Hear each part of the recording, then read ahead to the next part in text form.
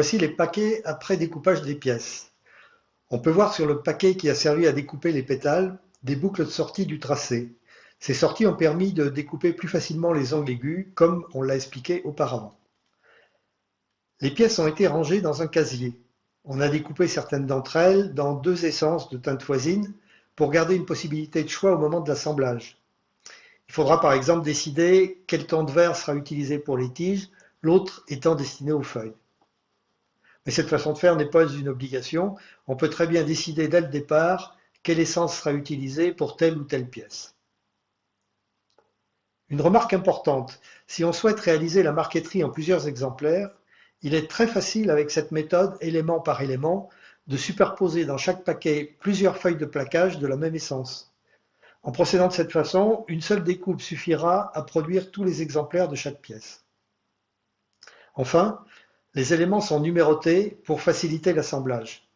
C'est une précaution indispensable, particulièrement quand il existe plusieurs pièces de forme ou de taille voisine dans la même marqueterie. On a projeté d'ombrer des pièces pour donner du volume au sujet représenté. Traditionnellement, la réalisation des ombrages se fait par la chaleur. Pour réaliser les ombrages, je trouve préférable de retirer le papier kraft qui renforçait les plaquages. Pour ça, on l'humidifie et on le décolle après avoir attendu une minute ou deux pour que la colle se ramollisse. Bon, il est possible que les pièces se déforment sous l'action de l'eau et dans ce cas, on les placera dans un papier absorbant sous un poids pour leur redonner leur forme initiale. Néanmoins, il est possible d'ombrer sans retirer le papier kraft à condition d'insister un peu plus à la mise en place des ombres. Voyons quelle méthode on peut utiliser pour réaliser les ombrages. La méthode véritablement traditionnelle, c'est la méthode qui utilise du sable chaud. C'est-à-dire qu'on va utiliser un sable tamisé très fin qu'on place sur une flamme. Donc on a une température très élevée au contact de la flamme et une température plus modérée en surface. Quand on introduit un plaquage dans ce sable, on va obtenir un brûlage dégradé qui va donner un ombrage progressif sur les plaquages. Le deuxième moyen est d'utiliser un décapeur thermique, c'est-à-dire souffler de l'air chaud, très chaud, hein, celui-ci monte à 650 degrés, et on va placer le morceau de plaquage dans cet air chaud de façon à donner l'ombrage voulu. Une remarque importante sur ces procédés, c'est de loin le moment le plus périlleux de la marqueterie, c'est-à-dire qu'on risque de se brûler. Ça m'est déjà arrivé. Attention notamment aux parois de la gamelle qui sert à chauffer le sable et essayer de placer cet outil suffisamment loin sur la table pour ne pas risquer d'avoir le visage qui passe au-dessus de la sortie d'air chaud. Nous allons voir un peu plus en détail comment on pratique ces ombrages. D'abord la méthode au sable chaud. On place donc du sable sur un réchaud et lorsqu'il est suffisamment chaud, on va pouvoir introduire le plaquage. Si on introduit le plaquage verticalement, on va avoir un dégradé relativement court, parce qu'on va exploiter le gradient sur sa partie la moins longue. Voilà ce que ça donne. Par contre, si on l'introduit avec un angle beaucoup plus marqué, on va obtenir un dégradé qui sera beaucoup plus long. Voilà l'exemple d'un dégradé un peu plus allongé. Donc, lorsqu'on a un ombrage à faire sur une pièce découpée, on va pouvoir prendre cette pièce et la placer dans le sable en surveillant la rapidité et l'intensité de l'ombrage qui se fait.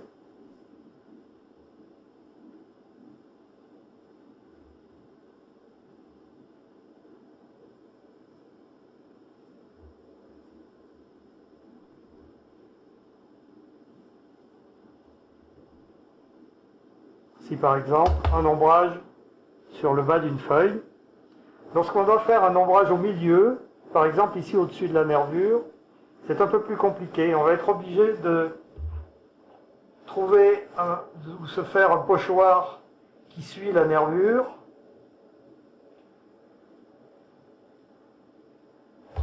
Et prendre du sable très chaud qu'on va déposer sur la pièce pour donner l'ombrage voulu.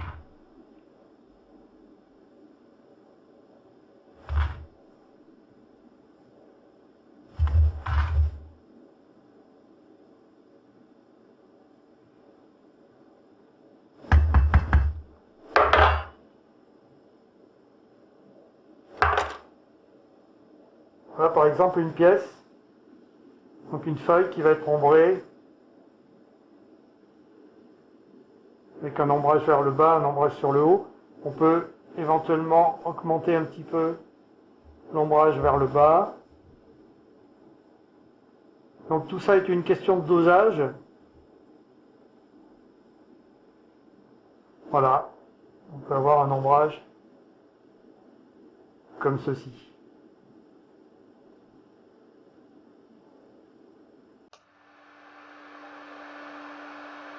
Pour réaliser l'ombrage avec le décapeur thermique, on va passer la pièce à ombrer en bordure du jet d'air brûlant et on va pouvoir mettre en place l'ombrage de façon progressive en contrôlant son avancement au fur et à mesure.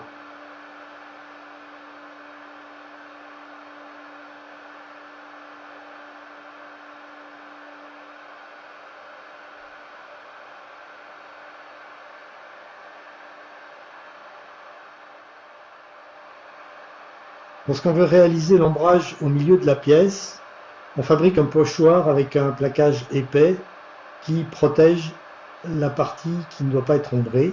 Ici, on a fait un pochoir qui suit la nervure centrale et on va présenter la pièce au-dessus du jet d'air brûlant avec l'angle et la distance voulue.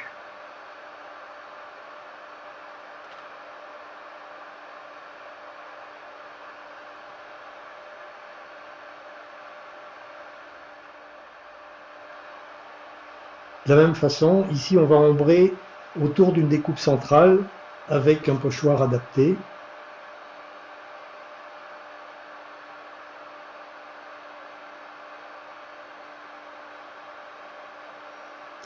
Les ombrages au décapeur thermique sont assez rapides à mettre en place.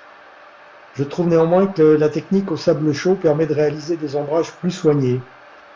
Par exemple, quand on s'aide d'un mini entonnoir métallique qui permet d'appliquer le sable avec précision sur le plaquage.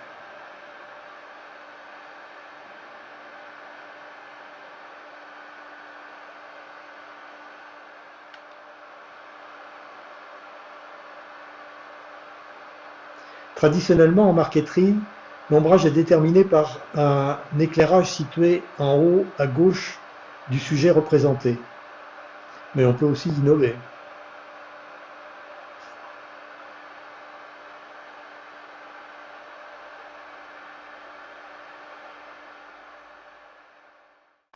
Un dernier mot qui a son importance sur ces ombrages au sable chaud ou à l'air chaud. Sous l'effet de la chaleur, les pièces se sont rétractées et déformées éventuellement. Et pour leur redonner leur forme et surtout leur taille initiale, il est important de les humidifier et d'attendre un peu pour qu'elles retrouvent leur dimension originelle, leur hygrométrie normale.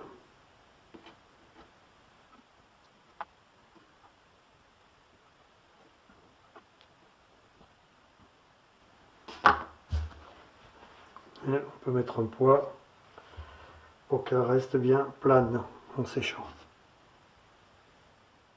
Il existe une autre méthode utilisable pour faire des ombrages qui est l'utilisation de teinture, en particulier le brou de noix. On va pouvoir passer au pinceau le brou de noix dans les endroits voulus pour donner un ombrage et on peut avoir des dégradés en diluant plus ou moins ce brou de noix. On peut également le passer avec un aérographe. Évidemment, cette opération est à faire en tout dernier lieu, juste avant le vernissage, parce que la teinture va pénétrer relativement peu profondément dans le bois. Et si on devait ensuite réaliser à nouveau un ponçage, il est probable qu'on enlèverait la plus grosse partie de la teinture qui a été déposée.